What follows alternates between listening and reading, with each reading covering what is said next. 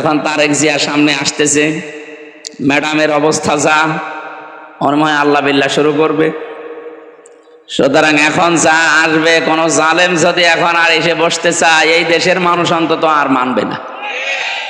আমরা চাই পুরুষ মানুষ আসবে, কোরআনের নির্দেশ, আর রিজালু কাওয়ামুনা আলান নিসা, নেতৃত্ব দেবে পুরুষেরা। কারা? মেয়েরা থাকবে তাদের আজ্ঞাবহ। আন্তর্জাতিক কিছু বিষয় আছে, এগুলোর জন্য আমরা এই ময়দানে কথা না বলাই দরকার, ওগুলো আলাদা সিস্টেম থাকলে বলবো ইনশাআল্লাহ। আমি রাসূলের কথা তুলেছিলাম এই কারণে, বিশ্বনবীর উম্মত হওয়ার জন্য যে যোগ্যতা আমাদের অর্জন করা দরকার, জীবিত থাকতে যদি অর্জন না করে যান, আপনার জন্য তামাম দুনিয়ার মানুষ দিয়ে দোয়া করালেও আর কাজ হবে না। ওমা ইয়াকসিব ইসমান ফাইন্নামা ইসমুহু আলা নাফসি, আল্লাহ নিজে বলেছেন, জানিয়েছেন। আজকে যে আয়াত পড়েছি, ওমাই ইয়াকসিব ইসমান ফাইন্নামা ইয়াকসিবুহু আলা নাফসিহি, কোন মানুষ যখন নিজে পাপ করে, এই পাপটা তার নিজেকেই ধ্বংস করে। অন্যায় পাপ এগুলো করতে করতে মানুষের অন্তর কালো হয়ে যায়, তখন আর সে ভালো হওয়ার, ফিরে আসার সম্ভাবনা থাকে না। কারণ ফিরে আসার জন্য যে যোগ্যতা লাগবে সেটা সে হারিয়ে ফেলেছে। ফেরাউনকে আল্লাহ হেদায়েত দেয়নি, কারণ আছে, কারণ সে একেবারে সীমা লঙ্ঘন করে সর্বশেষ চূড়ায় পৌঁছে গিয়েছিল। এজন্য ভালো হওয়ার শেষে ওর চেষ্টা ছিল, কিন্তু আল্লাহ আর ফেরত আনে নাই। ও কিন্তু আন্নাহু লা ইলাহা ইল্লাল্লাহ পর্যন্ত বলেছিল। কোরআনে কারিমে সূরা ইউনূসের ভেতরে আছে, ও বলেছিল আন্নাহু লা ইলাহা ইল্লাল্লাযী আমানাত বিহি বানু ইসরাঈল ওয়া আনা মিনাল মুসলিমিন, আমি ঈমান আনলাম ওই আল্লাহর উপরে, যে আল্লাহর উপরে বনি ইসরাঈল ঈমান এনেছে, আমি তো মুসলমান। আল্লাহ ওই সময় জানিয়েছেন, আল আন, এখন, আকাদ আসাইতা ক্বাবলু ওয়া কুনতা মিনাল মুফসিদিন, এর আগে তুমি বড় বড় সন্ত্রাসী ছিলে। মুফসিদিন মানে ফ্যাসাদ সৃষ্টিকারী, বিশৃঙ্খলা তৈরিকারী, অশান্তি তৈরিকারী, মানুষকে শান্তিতে যারা থাকতে দিতে চায় না, এরকম মানুষকে মুফসিদিন বলা হয়। এই কাজে তুমি নিয়োজিত ছিল, সুতরাং তোমাকে আর এই হেদায়েতের পথে, কালেমার পথে নিয়ে আসা সম্ভব না, কারণ সেটা হারিয়ে ফেলেছে। এই জন্য কোনো মানুষ যখন অন্যায় করে, পাপ করে, সেই পাপটা তার নিজের অন্তরে গিয়ে পৌঁছায়। কথা বুঝতেছেন? আমাই একতুমহা ফাইন্নাহু ইসমুহু আলা কলবি, কোন মানুষ যখন সত্য সাক্ষ্য জানার পরে গোপন করে দেয়, তার অন্তরে আল্লাহ পাপের মরিচা দিয়ে ভর্তি করে দেয়। আর 15.5 বছরে বহু মানুষ মিথ্যা সাক্ষী দিয়ে নিজের জীবনকে পাপী বানিয়ে ফেলেছে। তারা এখন অনেকে ঘুরে আসার চেষ্টা করলেও পারবে না। আজকে ডক্টর অ্যাডভোকেট কামরুলের কথা শোনেননি আদালতে? ওরে রিমান্ড দিয়েছে 8 দিন, 10 দিন চেয়েছিল, 8 দিন দিয়েছে। ওই এজলাসে দাঁড়িয়ে হুঙ্কার দিচ্ছে, এই দিন দিন না, আরো দিন আছে। ওরে শয়তান, আবার কিসের দিন আছে? গণহত্যার সাথে যারা জড়িত, এরা যদি এখনো বুক ফুলিয়ে বলে এই দিন দিন না, আরো দিন আছে, চিন্তা করেন তো এর কপালে হেদায়েত বলে কিছু আছে? নেই। বহু অন্যায়ের সাথে মানুষগুলো জড়িত। গম কেলেঙ্কারের নাম শোনেননি? গম, এই যে জব গম বলে না, এই গম কেলেঙ্কারের সাথে খাদ্যমন্ত্রী থাকাকালীন ওনার নাম নেই? বহু অপরাধী, এবং এই যে 2024-এর জুলাই আগস্টের এর মাস্টার মাইন্ড যারা ছিল, তার ভেতরে উনি একজন। মাথায় তো মাল নেই, বাম্পারে ভিড় আছে কয়টা। ফেরাউনের মন্ত্রী হামানের অবস্থা হয়েছিল, কিতাবে পড়েছি, হামানের মাথায়ও চুল ছিল না, টাক, ছাদে মাল নেই, বাম্পারে ভিড়। যেই কয়টা এরকম, তাদের পক্ষ থেকে দেখবেন উল্টাপাল্টা হামানের মতো বুদ্ধি আসে। আপনাদের পুত্রবধূকে খারাপ বানানোর জন্য যারা কাজ করেছিল, তার ভেতরে ট্রাক একটা, চট্টগ্রামের হাসাও মাহমুদ একটা, কুষ্টিয়ার হানিফ একটা। হ্যাঁ, কথা বলছেন এখন? এগুলোর কারণে আপনাদের বৌমা এরকম শুরু করেছিল। এরা যদি একটু টেনে ধরিত, না ম্যাডাম একটু বাঁচেন, আমাদেরই বসবাস করা লাগবে, আমাদের আত্মীয় স্বজন, এটা সে মানে না। আমার কুষ্টিয়ার যিনি, যার নাম বললাম হানিফ, আমার নিজের চাচা, উনি আওয়ামী লীগের চেয়ারম্যান, আমারে দাওয়াত দিয়েছে দুপুরবেলা খাওয়ার জন্যে, কে যেন ওনার কাছে খবর দিয়েছে। উনি আমার চাচারে কল দিয়ে, তুমি হামজাকে দাওয়াত দিলে মানে? আমার ভাইয়ের ছেলে। কিসের ভাই? আপন ভাই হলেও তারে দাওয়াত দেওয়া যাবে না। বলেন তো কোন জায়গায় পৌঁছিয়েছিলেন আপনি? আপনি মানুষ। অথচ আজকে যে আয়াত পড়ছি সূরা নেসা থেকে, এ নেসার মূল অংশই হচ্ছে যারা রক্তের সম্পর্ক, আত্মীয়তার সম্পর্ক নষ্ট করে, যারা ছিন্ন করে, এই মানুষগুলোর সাথে আল্লাহ নিজে সম্পর্ক কাট করে দেয়। যারা আলেম আছে তারা ভালো বুঝবে। বিশ্বনবী যেদিন নবুয়ত পাওয়ার পরে এসেছিলেন, বললেন আমাকে ঢেকে দাও, ভয় পেয়েছি। খাদিজাতুল কুবরা ওই দিন 5টা কথা বলেছিলেন। প্রথম বলেছিলেন, ইন্না কালা তাসিলুর রহিমা, হে স্বামী আপনি ভয় পাবেন না, আপনি তো মানুষের সাথে সম্পর্ক ঠিক রাখেন, বিশেষ করে রক্তের সম্পর্ক। যারা আত্মীয়তার সম্পর্ক, রক্তের সম্পর্ক ঠিক রাখে, তাদের ভয় পাওয়ার কোনো কারণ নেই। তাদের ভেতর থেকে আল্লাহ সব ভয় দূর করে দেয়। আপনাদের পুত্রবধূ অবশ্যই অবশ্যই আপনাদের সম্পর্ক ঠিক রাখে নাই। আপনারা কেউ তার দেবর হন, কেউ শ্বশুর হন, এই কথা বলছে না কেন? সম্পর্ক ঠিক রাখে না, এই জন্যে তো ভয়ে পালিয়ে গেছে। জানে যে আমার তো কারোর সাথে সম্পর্ক নেই, এমনকি স্বামীর সাথেও না। তার স্বামী নিজে বলে গেছে না যে জীবনে সবচাইতে বড় ভুল করেছি, এই কাজটা করি। মানুষ স্বামীর প্রতি কি মায়া মহব্বত দেখায়, আর এই লোকটারে আমি জীবনে এসব দেখলাম না। কি কি নামে স্বামী ছিল না কামে স্বামী ছিল আল্লাহ জানে। আত্মীয়তার সম্পর্ক যারা ছিন্ন করেন, তাদের সাথে যেহেতু আল্লাহ সম্পর্ক কাট করে দেয়, তাদের ভেতরে যত রকমের ভয় তখন ভর করে। জানে এত ভয় পেয়েছে, দুপুরের খাবার খাওয়ারও সময় পাইনি, তাড়াতাড়ি আমার তুলে দাও। সম্মানিত ভাইরা, আমি যে কথা বোঝানোর জন্য এ পর্যন্ত নিয়ে আসলাম, সূরা নেসার আলোচ্য বিষয় এইটা, সম্পর্ক ছেদ করা যাবে না কারো সাথে। এ নষ্ট করার জন্য যারা চেষ্টা চালিয়েছিলেন তারা সফল হয়েছেন, ধ্বংস হয়ে গেছে। সুতরাং আমরা কোরআনে কারিমের যে তাফসির মাহফিলে আসলাম, আমরা এরকম মন উদার করব যেন সবাই আমার কাছে এসে জায়গা পায়। আমাদের মন ওরকম ন্যারো মাইন্ডের না, আমরা ব্রড মাইন্ডের। কথা বলেন না কেন? মাওলানা হোসাইন বলছিলেন না 14 দল? হ্যাঁ, ওই 14 দল বাদ দিয়ে যা আমরা আছি এই দেশে সব একদল। কারণ সবাই আমরা মাজলুম, কম বেশি সবাই মাজলুম এ দেশে। কারণ ওই 14 দল জান্নাতে ছিল, কারণ ওরা সব ছিল গৃহপালিত, বাড়িতে পোষ মানানো। আলেমদেরকে যেই দেশের আদালতে তোলার সময় দেখতাম দড়ি দিয়ে মাজার সাথে গরুর মতো বেঁধে নিয়ে যাচ্ছে, হাতে হ্যান্ডকাপ দিয়ে, মাথায় লোহার টুপি পরিয়ে। আর এখন এই বড় বড় সন্ত্রাসীগুলো কোর্টে তুলতেছে, কেউ খিলখিল করে হাসতে হাসতে যাচ্ছে, মনে হচ্ছে জামায় যাচ্ছে। এগুলো পিটিয়ে হাড়গোড় ভেঙে ফেলা দরকার না, এরা এখনো হাসতেছে। কারণ অবৈধ টাকা তো ওদের কম নেই। এই জেলখানা সহ বিভিন্ন জায়গায় এখন যারা আশ্রয় নিয়েছে, সে থানা হাজতে বলেন আর জেলখানায় বলেন, কারাগারে, যেখানে এখানে অবৈধ টাকাগুলো নিয়ে এখানে আরামে আছে। আর আমাদের টাকা পয়সা ঢুকতেও দিত না, এত কঠিন অবস্থায় রেখেছে। জালেমদের যদি শাস্তি দেওয়া না হয়, তাহলে যারা মাজলুম তাদের প্রতি অবিচার করা হয়। এক কথা বলছে না কেন? জালেমদের শাস্তি না হলে মাজলুমদের প্রতি অবিচার করা হয়। এজন্য জালেমদের যেন শাস্তি হয়, যে যে অপরাধ করেছে তার ওই অপরাধের শাস্তি তারে দেন। যারা গণহত্যার সাথে জড়িত তাদেরকেও হত্যা করা লাগবে, এটাই ফাইনাল। আন্তর্জাতিক অপরাধ ট্রাইব্যুনালের মাধ্যমে অলরেডি শুরু হয়ে গেছে, বিচার যেন স্বচ্ছ হয়। বানানো বিচার করা লাগবে না, যা করেছেন ওইটার বিচার করলে সব কব্বরে চলে যাবে। তখন আবার ষড়যন্ত্র করার সব কিছু বন্ধ হয়ে যাবে ইনশাআল্লাহ। আমরা নবীজির উম্মত হওয়ার জন্য 2টা পদ্ধতি সামনে রাখবো। 1 নম্বরে, মান সালিমাল মুসলিমুনা মিন লিসানিহি ওয়া ইয়াদিহি। মুসলমান তো ওই লোকটাকে বলা হয় নবীর উম্মত দাবি করতে পারে, যার হাতের দ্বারা, মুখের দ্বারা অন্য মুসলমানেরা শান্তি পায়। এখানে কি মাং সালিমাল কাফিরুনা আছে?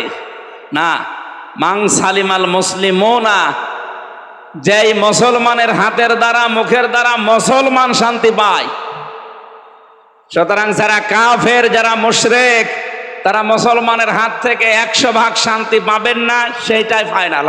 শান্তি পেতে হলে জিজিয়া দেওয়া লাগবে। আমার কথার অর্থ বোঝেননি?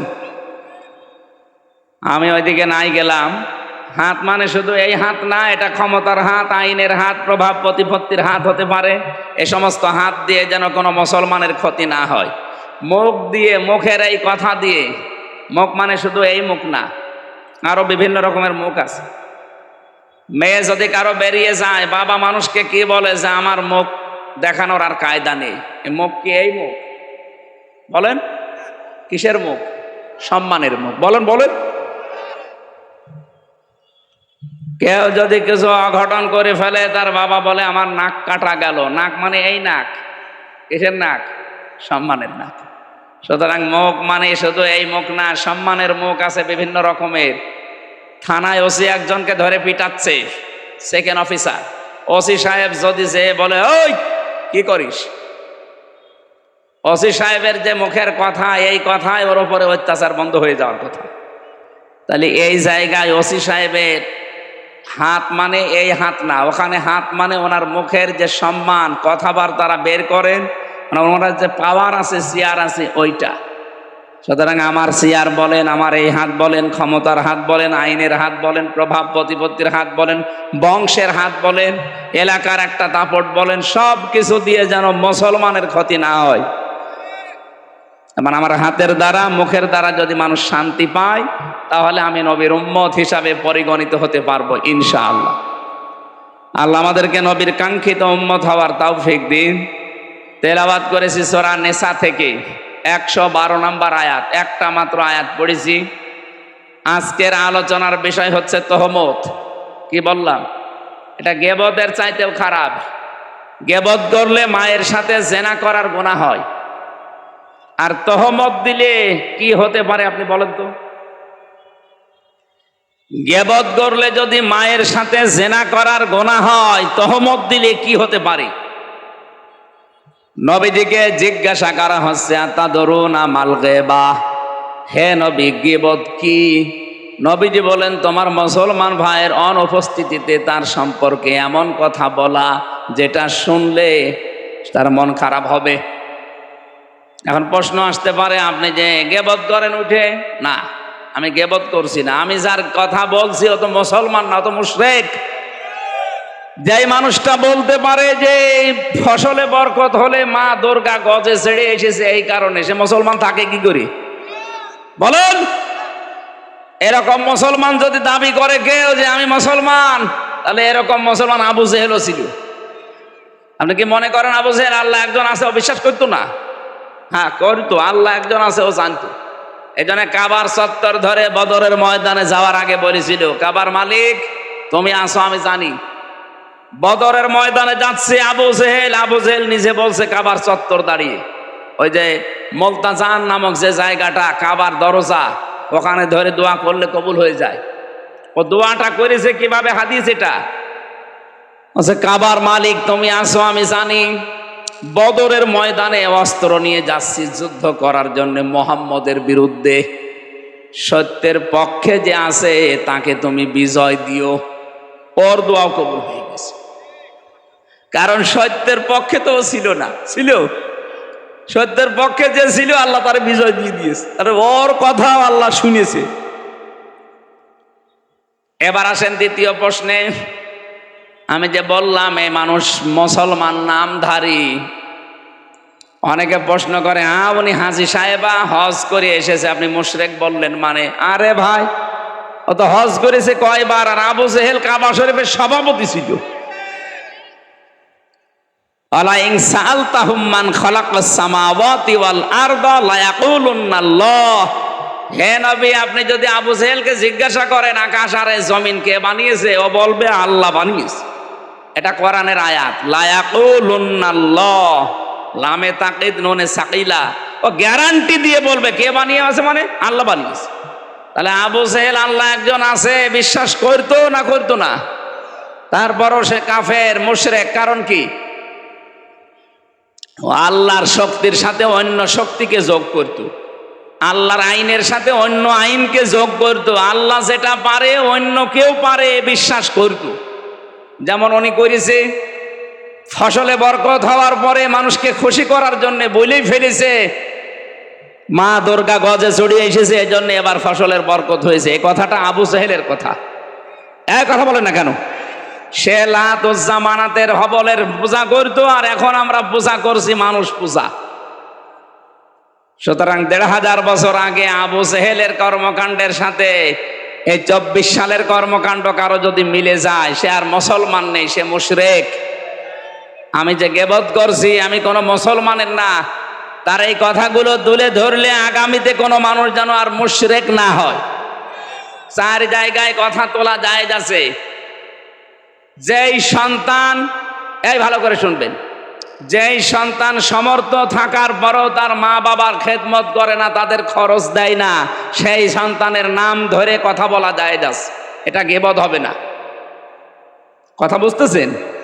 যেই সন্তান তার সমর্থ আছে, সমর্থ নেই সেটা আলাদা কথা, সমর্থ থাকার পরে শক্তি আছে, সমর্থ আছে, এরপরও মা বাবার খেদমত করে না, মা বাবার খরচ দেয় না, এই সন্তানের নাম ধরে জনগণকে সতর্ক করা যায়। এটা কিন্তু এইরকম, এরকম বলা লাগবে যে এই সন্তান কিন্তু এরকম। মা বাবার খেদমত করা নফল না ফরজ? কেমন ফরজ? নামাজের মতো ফরজ। কথা বুঝতেছেন? আপনার বউ যদি আপনার মা বাবার খেদমত না করে, বউর গুনাহ হবে না। কারণ শ্বশুর শাশুড়ির খেদমত করা, তাদের পেছনে খরচ করা, এটা স্ত্রী হিসাবে তার দায়িত্ব না, এটা মানে ফরজ না তার প্রতি, তার নৈতিক দায়িত্ব আছে একটা। সে যদি করে সওয়াব পাবে, না করলে গুনাহ হবে না। কিন্তু আপনি সন্তান, আপনি ছেলে হোক আর মেয়ে হন, সন্তান হিসাবে মা বাবার সেবা করাই লাগবে, সমর্থ থাকলে খরচ দেওয়াই লাগবে। এটা নামাজের মতো। আমরা অনেকে উদাসীন এ ব্যাপারে। আশা করছি আপনি বুঝতে পেরেছেন। ২ নম্বরে, জালেম যারা, জালেমের জুলুম থেকে জনগণকে সতর্ক করার জন্য ওই জালেমের নাম ধরে জনগণকে কথা বলা জায়েজ আছে। আমি যাদের নামে কথা বলি তারা কি আল্লাহর ফেরেশতা? সবগুলো জালেম। বলেন, আমি সতর্ক করার জন্য বলছি, এরকম জালেম যেন পৃথিবীতে আর কোনোদিন আমাদের চেয়ারে না বসে। আমার ভাইরা, কোরআনে কারিমের সূরা নেসার ১১২ নম্বর আয়াতের তাফসীর করার জন্য বসেছি। নবীজি বলেন, নেসা সূরা আমাকে আল্লাহ যখন দান করেন, নাজিল করেন আমার প্রতি, 5টা আয়াতের ভেতরে আছে। আমি এত বেশি খুশি হয়েছি এই 5টা আয়াত পেয়ে, পুরা দুনিয়াও যদি আমাকে দিয়ে দিত আমি এত খুশি হতাম না। এর 1 নম্বরে সূরা নেসার 40 নম্বর আয়াতটা, ইন্নাল্লাহা লা ইয়াযলিমু মিসকালা যাররা ওয়া ইয়াতাকু হাসানাতান ইউদাইফহা ওয়া ইউতি মিন লাদুনহু আজরান আযীমা। অবশ্যই আল্লাহ এই পৃথিবীতে কারো উপরে যাররা পরিমাণও জুলুম করেন না। কি পরিমাণ? যাররা কি? এটা বহুদিন শুনেছেন, ফামা ইয়ামাল মিসকালা যাররাতিন খায়রা ইয়ারা ওয়া মা ইয়ামাল মিসকালা যাররাতিন শাররা ইয়ারা। যাররা শুনেননি? যাররা কারে বলে? সকালবেলা ঘর ঝাড়ু দেওয়ার পরে দরজা জানালা খুলে দেবেন, সূর্যের আলো যখন উঠবে দেখবেন ছোট ছোট কণা কণা ঘরের ভেতরে কি আসতেছে, দেখেছেন? ওটাকে যদি কেউ ৭০ টুকরা করে, একটা কণাকে ৭০ টুকরা করার পরে এক টুকরার নাম আরবিতে বলা হয় যাররা। আল্লাহ বলেন, এতটুকু পরিমাণও আমি কোন মানুষের উপরে, সৃষ্টি জগতের উপরে জুলুম করি না। জোরে বলেন সুবহানাল্লাহ। কেউ যদি দুনিয়ায় একটা ভালো কাজ করে, আমি আল্লাহ নিজে পক্ষ থেকে তাকে ডবল সওয়াব দান করি। ওয়াইন তাকু হাসানাতান ইউদাইফহা, ওটা বাড়িয়ে 2 গুণ করে দেয়। ওয়া ইউতি মিন লাদুনহু আজরান আযীমা। এই যে আযীম, আর তার জন্য বিশাল এক পুরস্কার আমি আল্লাহ রেডি করে রাখি। জোরে বলেন সুবহানাল্লাহ। এই জন্য দুনিয়াতে আমরা যদি কোনো ভালো কাজ করি, মনে করবেন ওই ভালো কাজের কমপক্ষে 2টা পুরস্কার। 1 নম্বরে ডবল হওয়া, 2 নম্বরে বিশাল পুরস্কার আল্লাহর পক্ষ থেকে পাওয়া। সূরা আনামের ভেতরে একটা আয়াত পেয়েছি, মা'জাবিল হাসানাতি ফালাহু আশরু আমসালিহা। কোন মানুষ যদি দুনিয়ায় একটা ভালো কাজ করে, আল্লাহ পাক ওইটা বাড়াতে বাড়াতে কমপক্ষে 10 গুণ থেকে 700 গুণ বৃদ্ধি করে দেয়। জোরে বলেন সুবহানাল্লাহ। মসজিদে নববীতে বসে আছেন নবীজি, এক ভিক্ষুক এসে বলে, হে রাসূল আমি ক্ষুধার্ত, আমাকে কিছু দেন। নবীজির পকেটে হাত দেওয়ার পরে একটা দিরহাম পেলেন। হযরতে ওমরকে জিজ্ঞাসা করলেন, আমি কি এইটা দেব? হযরত ওমর বললেন, ঠিক আছে দিয়ে দেন। নবীজি দিয়ে দেওয়ার পরে লোকটা চলে গেল। বিশ্ব নবীকে হযরত ওমর বললেন, হে নবী, আমি যদি নিষেধ করতাম তারপরও আপনি দিতেন, আপনি আমার জিজ্ঞাসা করে দিলেন কেন? আল্লাহর নবী বলেন, ওমর আমি তো দান করার পরে সওয়াব অলরেডি পেয়েই গেছি, তুমি যে আমাকে বলার পরে একটু সহযোগিতা করলে, এই জন্য আল্লাহ তোমাকেও সওয়াব থেকে বঞ্চিত করেনি। এই জন্য আজকের এই ভালো কাজটা যারা সাজিয়েছেন, কোরআন প্রচার হবে, যারা সহযোগিতা করেছেন, যে যেভাবেই হোক প্রত্যেকেই সওয়াবের অধিকারী হবে। জোরে বলেন সুবহানাল্লাহ। সূরা নিসার 40 নম্বর আয়াতটা পেয়ে নবীজি এত খুশি হয়েছিলেন, বিশ্ব নবী বলেন, তামাম দুনিয়া দিয়ে দিলেও আমি এত খুশি হতাম না। দ্বিতীয় নম্বরে পেয়েছি সূরা নিসার, এটা 31 নম্বর আয়াত, ইংতাজতানিবু কাবাইরা মা তুনহাউনা আনহু নুকাফির আনকুম সাইয়্যাতিকুম ওয়া নুদখিলকুম মুদখালান কারীমা। এই পৃথিবীর মানুষেরা যদি বড় বড় গুনাহ থেকে বেঁচে থাকতে পারো, আমি আল্লাহ পাক বলছি ছোটখাটো অপরাধ নিজের পক্ষ থেকে মাফ করে দেব। বড় গুনাহ আমি পেয়েছি ইমাম আস-সাহাবের লিখিত 99টা কবিরা গুনাহ, আরো আছে। অন্তত এগুলোও যদি আমরা বেঁচে থাকতে পারি এই বড় বড় গুনাহ থেকে, ছোটখাটো যে অপরাধগুলো জীবনে চলতে ফিরতে হয়, আল্লাহ নিজের গাফফার নামের খাতিরে মাফ করে দেবেন।